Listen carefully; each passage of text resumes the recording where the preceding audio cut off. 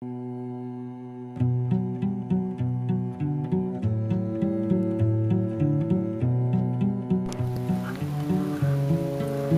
bija karaļa karaļvalsts, un šeit atradās viņa zeme.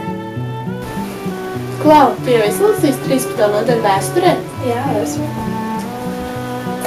Kā tur bija? Varēja izlaiņot tikai zemi? Nē, tika izlaiņot ne tikai zemi, bet arī dažādi amati vai privilēģijas, kas tev iespēja kaut ko nopelnīt. Interesanti. Es zinu, ka senjora Vasala saistīja kāds īpašs vērests. Ko tas deva? Tas bija savstarpēji pienākuma apziņa un uzticības apliecinājums. Jā. Žēl, ka nevar atgriezties laikā un palūkot, kā tur īsti bija. Bet varbūt tomēr. Reiz sensenos laikos gāja hercogs Ādavs un nodomāja: derētu man kādu zemes gabalu iegūt. Gāja tālāk un ieraudzīja ļoti skaistu lauku.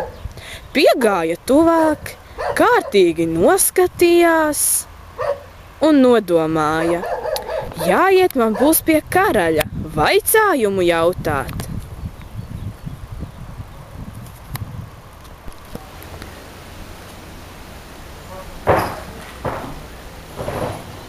Kamdēļ esi nācis pie manis? Es vēlējos lūgt zemi. Nu, tad zini, tev būs jādod svinīgs zvērests, lai tu kļūtu par pilntiesīgu vasalu. Tad notika svinīgā zvēresta došana senjoram. Zvērests tiek apstiprināts ar svinīgu skūpstu.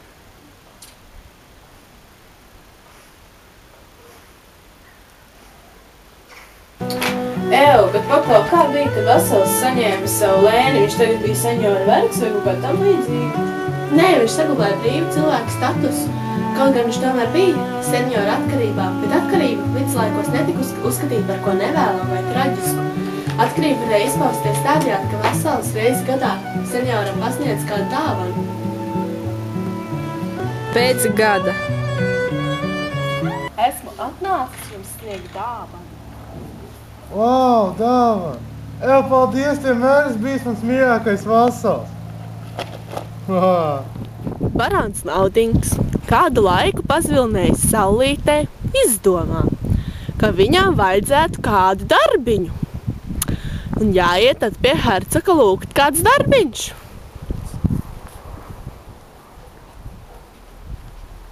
Labadiena jūsu pusē! Kamdēļ tad tu būtu pie manis atnācis? Nācu jums kādu amatiņu lūgt. Kamdēļ tad tev to amatiņu vajag? Nu, ziniet, apnika man katru dienu saulītē zilnēt, gribas kādu labu ienākumu uz sevi būt. Nu labi, tad zini, netieši ceļos un dod zvērestu, lai varu tev dot atnākumu. Nu, tad sarunāts.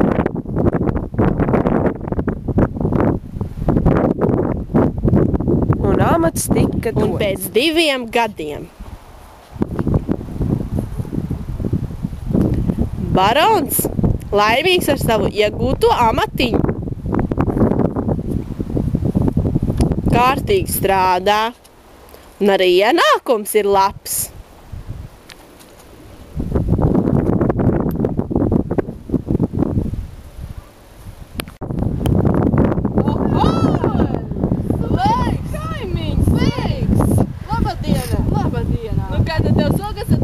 Nu, skaties, baigi labi šito ierojušas sazāģēt, būs atkal labi ienākumi. Nē, Malacis tu Vasalis mans. Malacis, tu man labs seņārs. Es skatos tādu labu darbiņu sarūpēju. Malacis mans Vasalis? Jā. Tu labs Vasalis? Jā. Jā. Jā. Nu, tad lai tev veicas, kaimiņi. Lai tev veicas. Čē.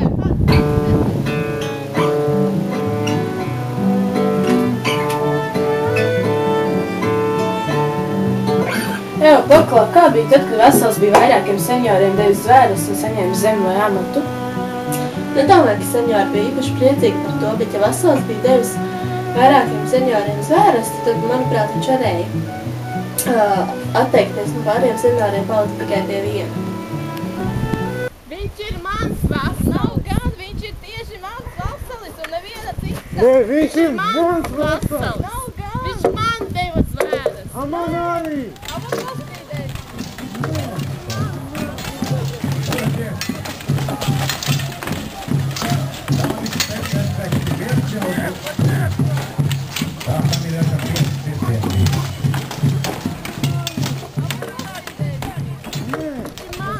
Izbeidziet strīdēties, ja palieku pie šī seņora.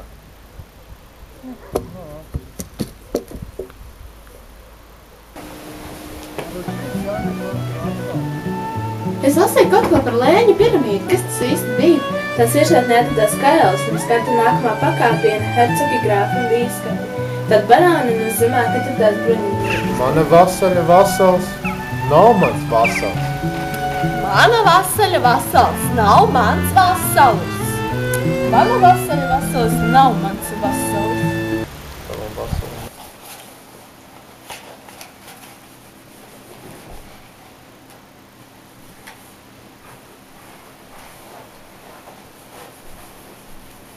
Labdien! Labdien! Ir pienākusi ziņa, ka kāds no karaļa vasaļiem slikti apstrādā savu lēni. Atkal tie vasaļi, visi kā viens slinki. Vakar izēju ārā, skatos, mans vasalis tur skraida apkārt. Es šim aizēju klāt un uzprasu, ko tu dari, kāpēc tu neapstrādā savu lēni? Viņš man atbild, nav tā gribas spēka. Viņš saka, ka viņš slinks. Man tā acīs pateica, ka viņš slinks. Bet viens vasalis, tas gan ir vasalis uz goda. Pavasaros lauks apstrādāts, viss lēnis apstrādāts. Rudeņos lēnis novākts, visa raža pa klētīm savākta. Arī man kā dāvana tiek kaut kas atnests. Tas lēnis ir uz goda. Bet dēļ tā vasaļa. Jo tas vasalis ir pats labākais, kas seņoram var būt.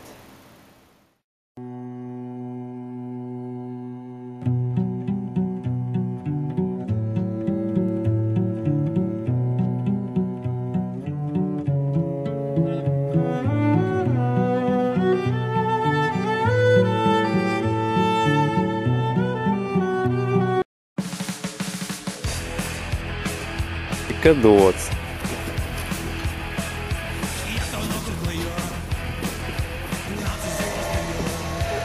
Smile. Ir mans vasals.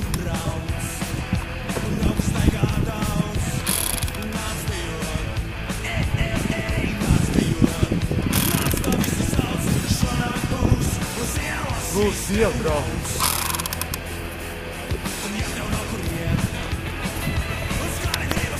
Laba diena jūsu pusē. Kādēļ tu lasi man sapnā?